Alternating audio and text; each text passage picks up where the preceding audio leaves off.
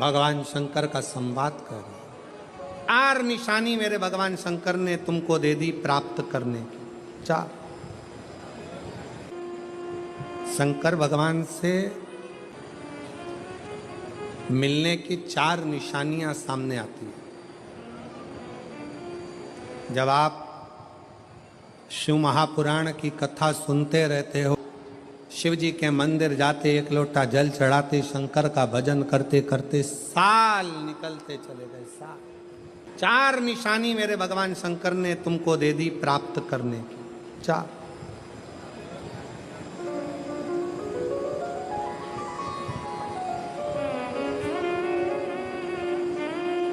4 संकेत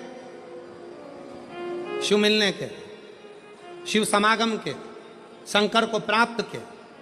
पहला संकेत भगवान शंकर देते हैं अपने भक्त को, जो भगवान शिव की कथा को निरंतर सुनता रहता है, शिवालय जाता रहता है, 1 लोटा जल चढ़ाता रहता है, शिव को भजता रहता है, श्री शिवाय नमस्तुभ्यम कहता रहता है। उसको पहला संकेत भगवान शंकर देते हैं अपने मिलन का, उसको स्वप्न में दर्शन देते हैं। जब भगवान शंकर का दर्शन बार बार स्वप्न में होने लगे, समझ लेना कि तुमने पहली परीक्षा पास कर ली, तुम दूसरी क्लास में पहुंच गए। दूसरी क्लास। शिव जी से मिलने के 4 संकेत मेरे भगवान शंकर दे देते। पहला संकेत कौन सा है? जम के उत्तर दो। शंकर भगवान जम के बोलो। काय में आने लगे? सपने। और रात शाम, वो कहते ना, रात शाम सपने में आए। वो कहते रात शिव सपने में आए, बोले मेरे सपने में आए। और गंगा बहा गए, गंगा बहा गए। भगवान शिव जब स्वप्न में दिखने लगे, स्वप्न में आने लगे, स्वप्न में दिखने लगे, समझ लेना तुम्हारी पहली परीक्षा पास हो गई और तुम आगे बढ़ गए। आगे। अब शिव तुम्हारे करीब में आ रहे हैं। दूसरा संकेत भगवान शंकर देते हैं शिव महापुराण की कथा सुनने वालों को। पहला संकेत शिव जी ने दिया, अगर शंकर सपने में आए समझ लेना शिव जल्दी मिलने वाले हैं। दूसरा संकेत, जिस शिवलिंग की तुम घर में पूजन करते हो, जिस शिवलिंग के मंदिर में पूजन करते हो, मान लो वो शिवलिंग कभी तुमको उसमें शंकर का प्रतिबिंब दिखने लगे, कभी तुम्हें ऐसा लगे कि कोई मुझे झांक रहा है, कभी तुम्हें ऐसे लगे कि मंदिर में और कोई भी है, तुम्हें कभी लगने लगे कि ये शंकर का शिवलिंग हिल रहा है, कभी तुम्हें लगे तुम्हारे घर में रखा हुआ शंकर का शिवलिंग कोई मनुष्य की आकृति जैसा दिख रहा है, कभी तुमने लगने लगे कि जिस मंदिर में मैं जाती हूँ वहाँ का शंकर का शिवलिंग ऐसा लग रहा है कि मंदिर में और भी लोग बैठे हैं। तुम मंदिर से निकल रही थी, पीछे से कोई की आवाज़ आई, तुमने पलट कर देखा कोई नहीं, तुम्हें लगने लगे, समझ लेना कि तुमने शिव पुराण की दूसरी परीक्षा पास कर ली। शंकर तुम्हारे करीब में आने चाहिए, शिव तुम्हारे करीब में आ रहे हैं, करीब। और शिव महापुराण की तीसरी परीक्षा, शंकर संकेत देते हैं मिलन का संकेत। पहला संकेत स्वप्न, दूसरा संकेत अपने इष्ट मूर्ति का हलचल, और तीसरा संकेत जब आप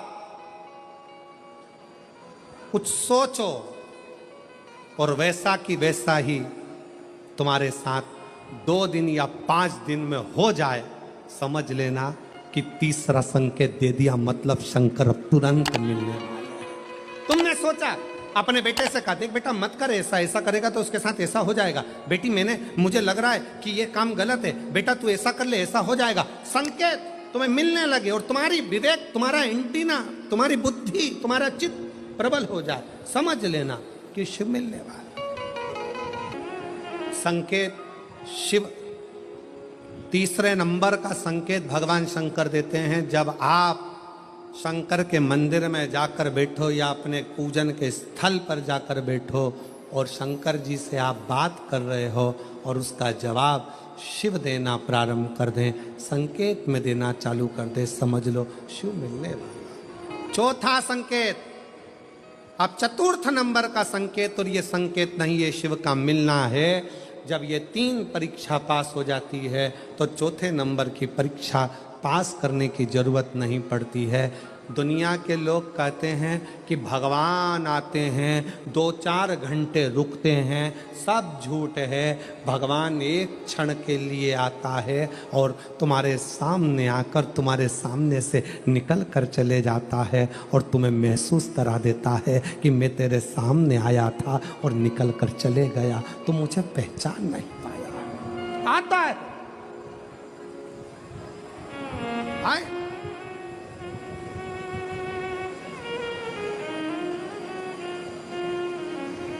5 दिन की शिव पुराण चल रही है, सुबह से लेकर रात तक, रात से लेकर सुबह तक, सुबह से लेकर रात तक 5 दिन की यह शिव पुराण कल विराम हो जाएगी। कल तक में तुमने 5 दिन जो सुबह भोजन से लेकर, नाश्ते से लेकर रात को सोने तक, और सोने से सुबह तक, सुबह से फिर रात तक जो क्रम करा, 5 दिन का क्रम उठाकर देखना। अगर तुमने दिल से पंडाल में शिव महापुराण की कथा सुनी है तो श्रवण करने वाले को एक क्षण के लिए शंकर का दर्शन होता जरूर है, भले वो किसी अंश रूप में हो, वो होगा। जब ये शिव का लोक है, शंकर का लोक है, तो जब हम हृदय से जब भगवान शिव को पुकारते हैं तो एक क्षण के लिए शिव आता जरूर है। श्री शिवाय नमस्तु। चित्तवृत्ति में वही समाहित हो, वही। कोई पुण्य का भागी नहीं है, सबके सिर पर पाप की गठरिया। पार्वती अमरनाथ की गुफा में भगवान शंकर कहते हैं, संसार सागर में कलयुग में आपका जन्म हुआ है तो मस्तक पर पाप की गठरिया भरी पड़ी है।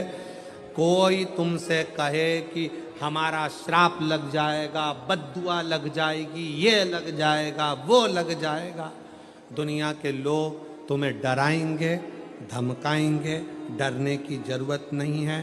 संसार सागर में कोई दूध का धुला हुआ नहीं है। शिव पार्वती से कहते हैं, संसार में वही श्रेष्ठ है जो शिव की आराधना में डूबा है और शंकर के मंत्र का स्मरण कर रहा है। पाप सबके माथे पर है। 4 स्थान पर हर व्यक्ति से पाप होता है। पहला, झाड़ू लगाते समय छोटे जीव मर जाते हैं, पाप माथे चढ़ जाता है। दूसरा, वस्त्र धोते समय, नहाते समय छोटे छोटे जीव मर जाते हैं, उसका पाप माथे चढ़ जाता है। तीसरा, अग्नि जलाते समय, भोजन बनाते समय, लाइट जलाते समय छोटे छोटे पतंगे मर जाते हैं, उसका पाप माथे चढ़ जाता है। चौथा, अपने घर से चलकर जब हम कहीं जाते हैं, अपने पांव के नीचे छोटे छोटे जीव मर जाते हैं, उसका पाप माथे चढ़ जाता है। 4 स्थान पर हर व्यक्ति से पाप होता है। प्रत्येक व्यक्ति के मस्तक पर पाप बंधा रहता है। पर सुन पार्वती, जो प्रतिदिन शिवालय में जाकर 1 लोटा जल शंकर को समर्पित करता है, वो धीरे धीरे पाप से मुक्त होकर मेरा अपना होते चले जाता है और वो संसार सागर से मुक्त हो जाता है। बहुत डराया गया संसार में, लोगों ने खूब डराया आप लोगों को, ऐसा मत करना पाप लग जाएगा, ऐसा मत करना पाप लग जाएगा, ये मत करना पाप लग जाएगा, भगवान को ऐसे भोग लगा दिया पाप लग जाएगा, भगवान को ऐसे जल चढ़ा दिया पाप लग जाएगा, भगवान को ऐसा कर दिया पाप लग जाएगा, भगवान को ऐसे प्रणाम कर लिया पाप लग जाएगा। शिव महापुराण ने सब कुछ समाप्त कर दिया। शिव महापुराण ने तो एक ही बात कही कि बच्चा गंदे नाली में गिर जाए, बच्चा गंदे पानी में गिर जाए, बच्चा गंदे कीचड़ में गिर जाए, उसको कोई नहीं उठाएगा, कोई गले से नहीं लगाएगा। बच्चा कीचड़ में गिरा हुआ केवल एक माँ और एक बाप होते हैं जो कीचड़ में गिरे हुए बच्चे के कपड़े नहीं देखते, उसको गले से लगा लेते हैं। उसी तरह संसार में कितना भी पाप हो जाए, शंकर के मंदिर जाना मत छोड़ना, क्योंकि वो बाप ऐसा है कि तुम कितने भी पापी हो तो भी गले से लगाकर तुम्हें तार देगा, तो भी तार देगा।